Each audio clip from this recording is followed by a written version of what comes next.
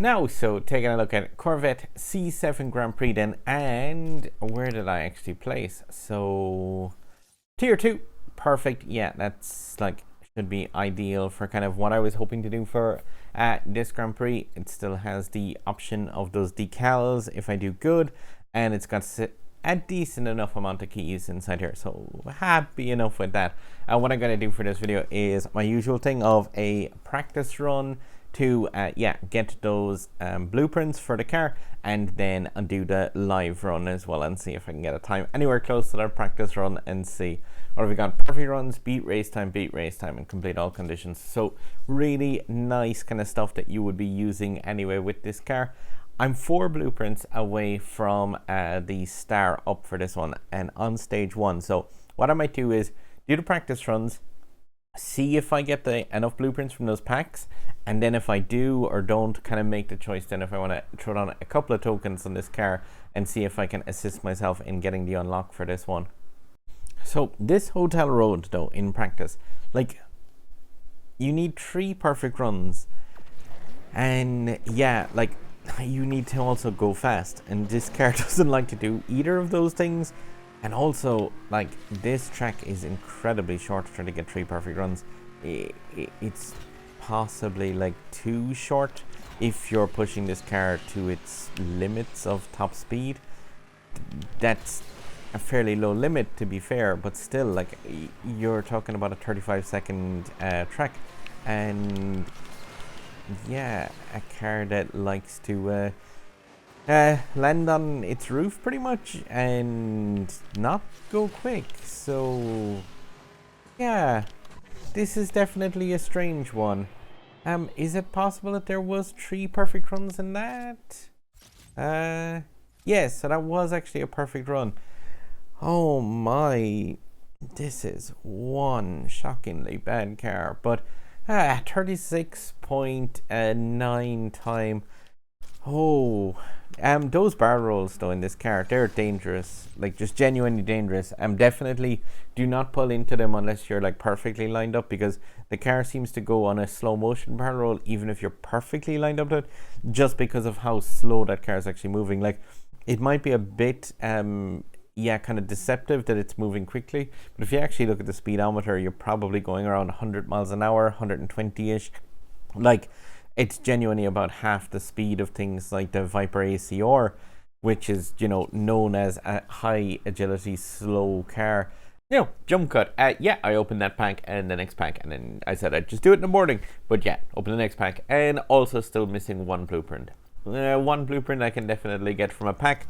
I've had pretty meh luck recently, so I said I'd include just 1 pack of these, and then yeah, I'm gonna like start off the GP with the 2-star version of the car to give me a bit of a boost. That car is really weird. I see loads of people having issues with the kind of handling and stuff from it, and just how it does barrel rolls in particular. It's a very, very kind of confusing for quite a lot of players. But yeah, like, it's a mediocre car as well. It's not even mediocre, it's a D-class car, and like, oh, weird. So there's a jackpot on that. That's cool, and 3 extra. So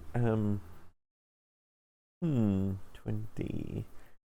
I think the 2nd star is also actually fairly low-ish in the requirements. So I'll give this a look and punch out the star up for it. Like, the thing is with it, it's the same as I always say. It's like, okay, this isn't an SSC Tuatara, but at the same time, from a car collecting point of view, it is very pretty, but it is effectively as useful as the Nissan Leaf in terms of like multiplayer or whatever.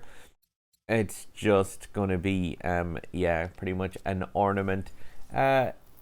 So it would take 13 more blueprints for the next star, which would have the potential to cost maybe 3,000 tokens if I was incredibly unlucky with this. So like, yeah, realistically, I'm not willing to drop that amount of tokens on this car as I get closer to the next star up. So I just took a look there. So from this Grand Prix, there's 12 more blueprints to come in from the qualifying stages. I need 13 more to start up, and it's 35 blueprints after that for the next star. Realistically, this car is, yeah, gonna end up from this Grand Prix at 3 stars. That's perfect for me. I have no real interest in spending slightly more on trying to start this one up further. I'm just taking a look, obviously, since this is the following morning from the start of this video. Yeah, I can use this now to put the upgrades on and get my quests complete with that. And yeah, get this one primed and ready for stage 1, and yeah, give myself the kind of best chance at a key.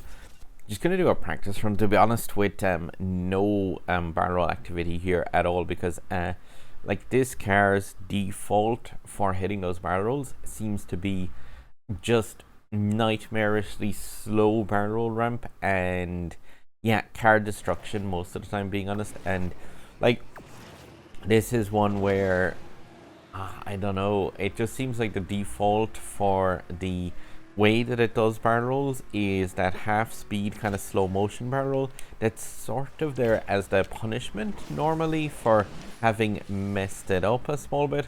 So I'm not sure if that is like a deliberate thing that was done with this car or an accidental mistake, but yeah, this definitely, it's not a car which benefits greatly from being like shunted into the air with those things. Oh, 36.1. Oh, that is like, it's a decent time-ish with this, but have to be so careful with it. And like, yeah, that is just yeah, I don't really know many other ways of describing it other than kind of nightmarish in terms of like just how worrying this car is in the yeah, when you bring it anywhere near one of those barrel rolls, it is just taking your life in your own hands pretty much.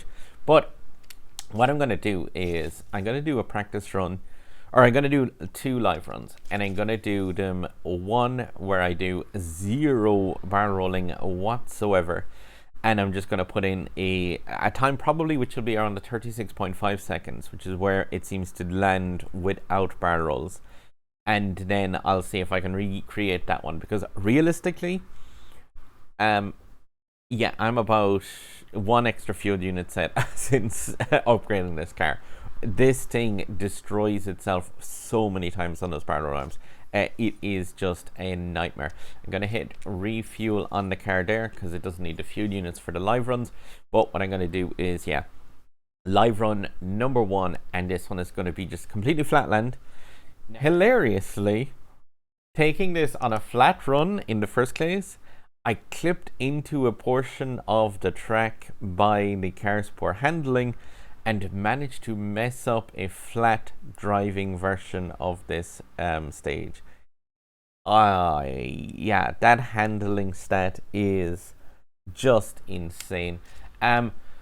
I am going to use attempt number 2 in the same state. I'm going to put it flat to the ground, not going to do anything fancy with this because, yeah, like, I want to not have a 37-second first, or well, only attempt on the first stage of this. But this car is genuinely quite shocking. Like, I don't know, I haven't encountered something that's this bad since like the Leaf. I would put this in contention with, in terms of just how weak an actual car it is. Genuinely, yeah, this thing is just, it's a danger to itself, like with that power. Oh, I see that the other person who has done a time here as well as doing the exact same thing, which is effectively just yeah, straight across the sands and straight towards the finish line, because like that is effectively like what you kind of are looking at doing if you want to put in any bit of a sane time with this car. that said, like, even that, yeah, at 36.5 is pretty much what you're gonna get if you drive it flat and straight like that across the sand. It ain't great, especially not for a 2-star version of this car. Even in this, it's nuts to be able to like have this car mess up in driving straight and like flat with no jumps on anything. At the same time, yeah, that's like not the worst time obviously in my group. There's 5 keys knocking around in this one, so 40 points from the first day would be great. There's tons of races still to go though, so I definitely will not be landing 40 points in this. So I went and did the third run as well, and yeah, like this car is just so kind of irritating in terms of its performance. And yeah, I slipped off the road in a very weird way, and realistically, like, this would cost 75 tokens for another attempt at this. I have no interest in paying anything extra towards that. I'm going to, yeah, pretty much write off the first stage from me as being a fairly rough and weird one, see how my group plays out. And yeah, like you can see from on the left hand side there's very few people have actually done a run yeah, in my group already, so it's likely that, so I'm in the middle of the group right now, so it's looking like I might take away about maybe 15 to 20 points from this, depending on how people kind of like push in the second half of the day in the last 18 hours. Now, I may not actually be able to do a stage 2 video, at least not with live commentary, so yeah, I would just say, you see the stages here, Podung Rise, like that's lots and lots of flat ground, and there is some barrel roll opportunities as well on the sides of those races.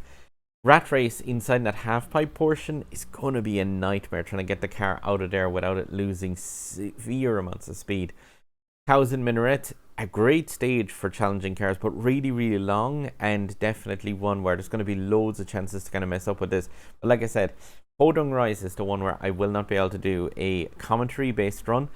For that though, I would just advise, when you're doing your first live run, make sure that's one where you're not doing anything fancy, and then once you've taken off the stress of having placed in a decent enough time, then go for the barrel rolly stuff. That's what I always kind of advise in these, but it's more so now. And obviously with the state of the game crashing at the moment, yeah, that's even more important, because to give the Switch a restart before you go into the stages, so that you don't like lose a run to a crash. Not a crash that's given by the Corvette C7, but a crash given by Gameloft themselves. But yeah, guys, yeah, hopefully that 136.1 run in the practice gives you an idea of what's potentially from this car. I'm sure if you've done some practice stages with this already, you've seen how confusing this is. And yeah, you're not the only one, definitely. From like my own Discord server is filled with people going like, what the at this car. But yeah, guys, hopefully this helped. There's always sub button up there over my head, and other videos from me here and here. And yeah, good luck in this Grand Prix. And like I said, I'll be back with my commentary for stage number 3. I should be anyway. And yeah, good luck in the stage 2 as well. I'll see if I can upload an actual gameplay video, but at least, yeah, you have my tips there. Avoid barrel rolls like they were the devil, because they kind of are. Yeah, guys, drive safe.